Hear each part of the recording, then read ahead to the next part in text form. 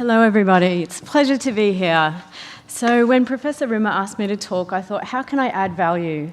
What's the most important message that I can share with you, having regard to what I've studied, which is science, law, IP, and business, where I've worked, which is in science, in IP law as a patent attorney, in research. Actually, my very first research project involved libraries, and seeing the potential for libraries to actually be places of creation and encouraging more maker spaces. So it's wonderful to be here, having regard to that history.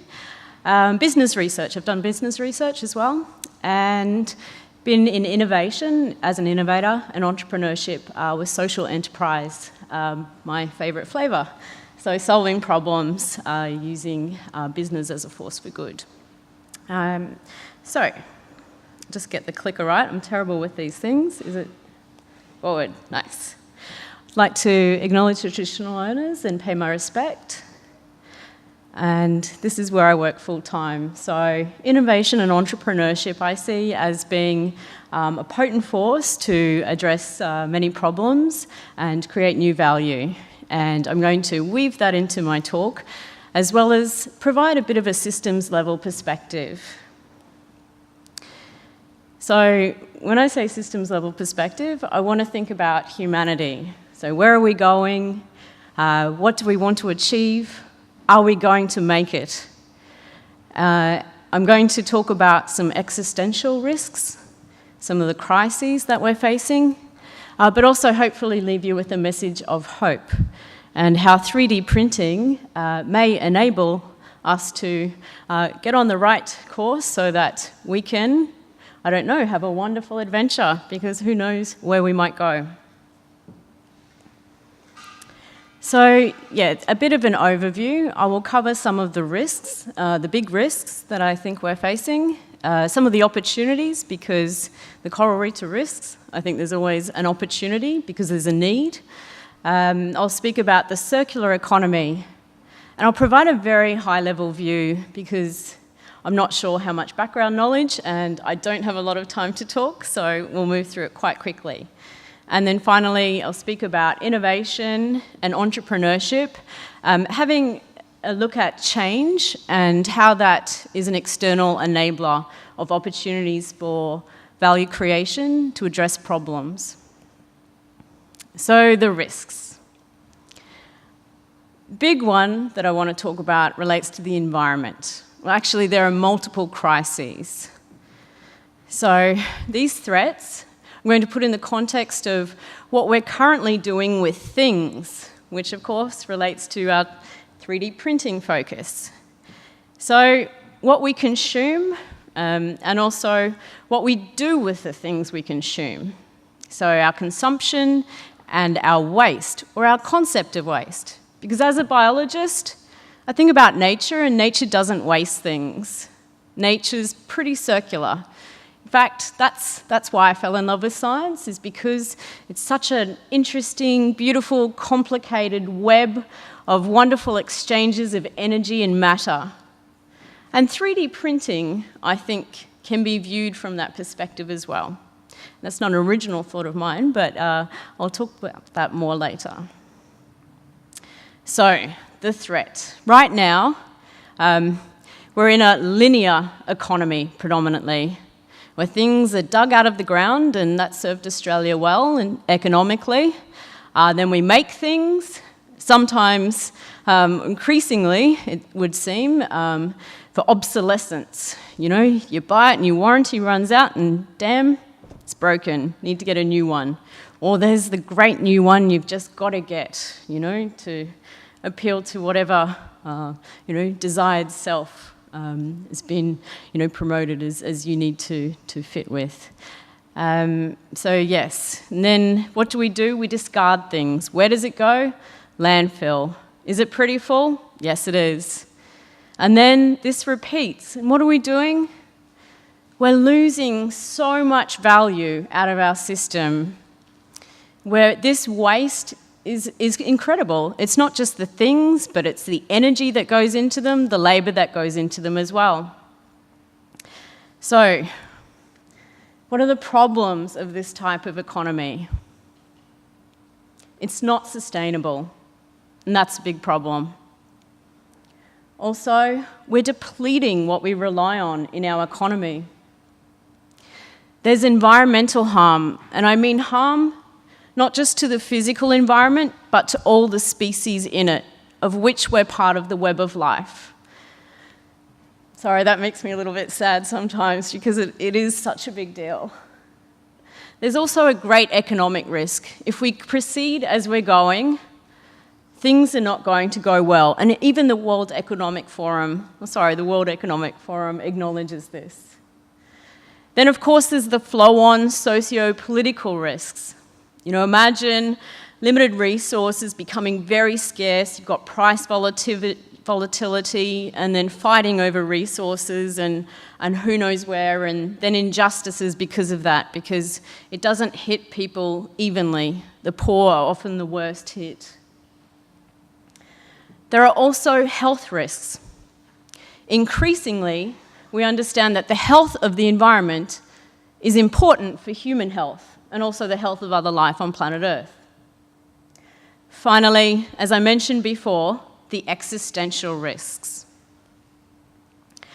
So according to one estimate, this is how we're currently consuming. We're actually stealing from future generations because we're using more than a single Earth. This is a roundup for Australia. We're at the higher end, but clearly this is unsustainable. There's argument as to when this might run out, but this, of course, is based on a linear model and also, you know, increasing population. It gets worse, doesn't it? But I assure you, it isn't all doom and gloom because we can switch away from the linear economy, and there are great successes of people harnessing innovation, entrepreneurship, and having very profitable businesses as well as doing good. So I'll just make that point now so you don't think that it's all a gloomy story. Gloomy story, pardon me. Someone didn't get much sleep. Now, global warming. We've recently received an update. It's not good, we're not on track, and it's possibly worse than we thought with feedback loops not having been factored in. So that's an existential threat that we have to deal with. Also, it's not getting as much attention, but we're in the midst of the 6th great mass extinction.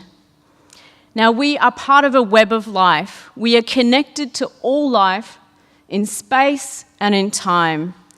In time, I mean the billions of years it has taken for us to come about, from the very simplest forms to humans.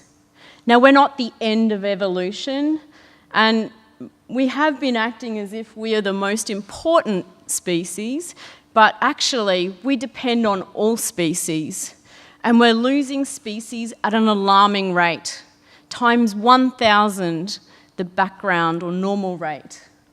And this is worrying because of the exchange of services between species, for example. You lose redundancy as you delete species from the web. We don't even know most of these species. At least 80% is unknown. That's why one of most social enterprises is going out to discover new species with high school students, and then we try and protect the genetic code of life. Because this genetic code, this connects us to all life, these building blocks of life. So yeah, we're losing so much, we don't even know what we're losing, and we often don't know what the consequence of that is. Now, prestigious medical journals like the LANCET are starting to make this a big issue. So it's noted that our well-being depends so strongly on the interacting web of species that we just take it for granted. And actually, few in health even understand that this is an issue, but they say that this should be the issue the planetary health issue that we focus on is protecting biodiversity. And of course, our consumption choices have a massive effect on biodiversity. So that's why it's relevant to talk about it. Also, when we talk about systems, the economic system is a subsystem dependent on the biological system. It relies on ecosystem services, which are provided by biodiversity. So all the inputs into the economic system essentially, ultimately, require nature. So we are diminishing biodiversity, and we are putting these ecosystem services at risk and our economy. Now, what about 3D printing? 3D printing holds out great promise. I mean, think about, for example, the reduction in energy from not having to, have as much transportation. But on the other hand, what's the current trajectory?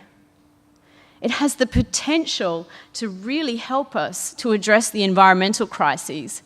But also, with the current trajectory, we're uncertain as to whether it will lead us there or actually increase consumption and waste in a negative way.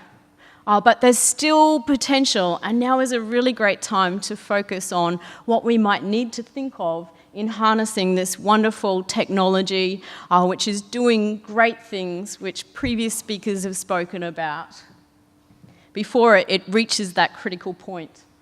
So it's something that we need to learn, because I don't think the circular economy is so well known. And look, universities, for example, are places where, the ideas are spreading, but we certainly need to do more. Now, the good news, opportunities. So we've thought about the risks, but what are the opportunities? I like to surf, and sometimes when you're not paying attention to your environment, you're not going to catch the wave, you're not going to catch the opportunity, and in fact, it's not going to end well. But if you can look at the key trends, or if you can see the relevant wave coming, you can ride that wave or tap into emoji, not energy, emoji with an M, which is from ecology. So you don't have to expend as much resources, and this is great for entrepreneurship and innovation. Now, I could go into more detail, with this slide, but we don't have time on our side.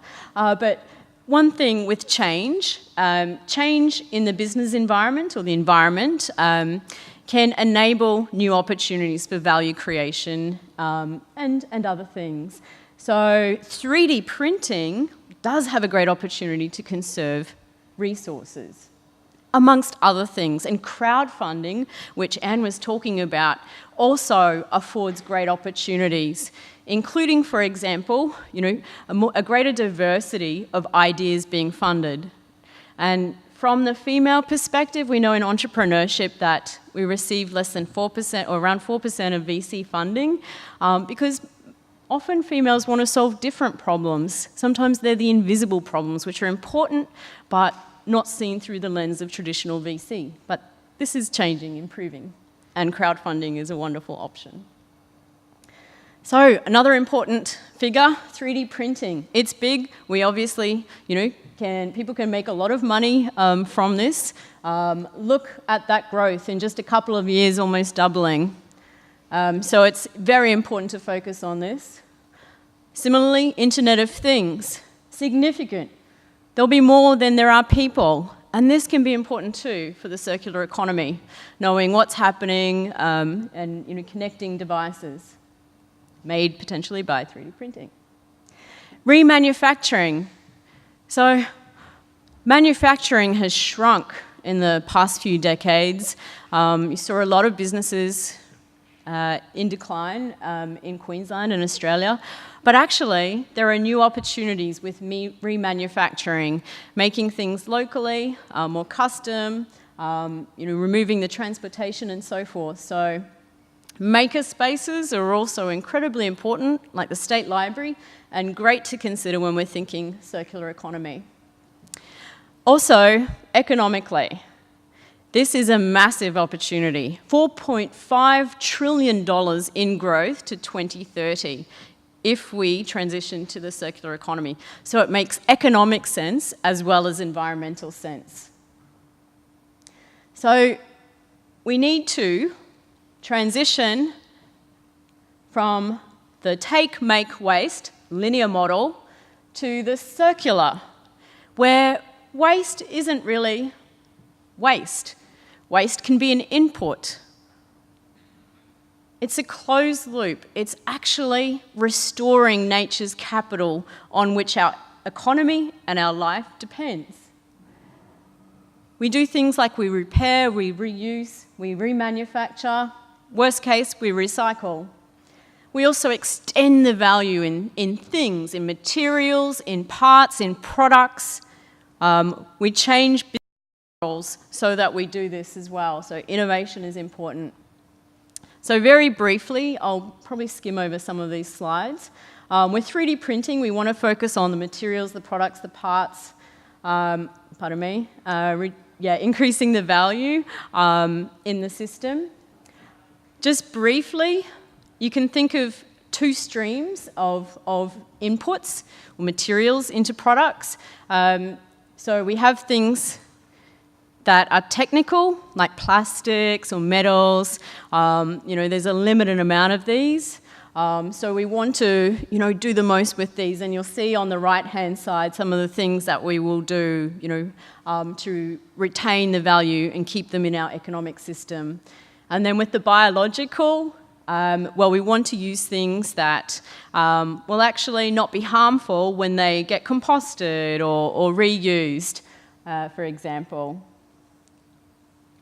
So these are the different loops. So top left, you think about when you initially make something. So relative to linear, there's less. It's easier to change things. We want to also think about cascading. So, for example, this dress, cascaded use. So this dress, this is actually pre-loved, and then the next use might be, a handbag or, something like that. So multiple uses.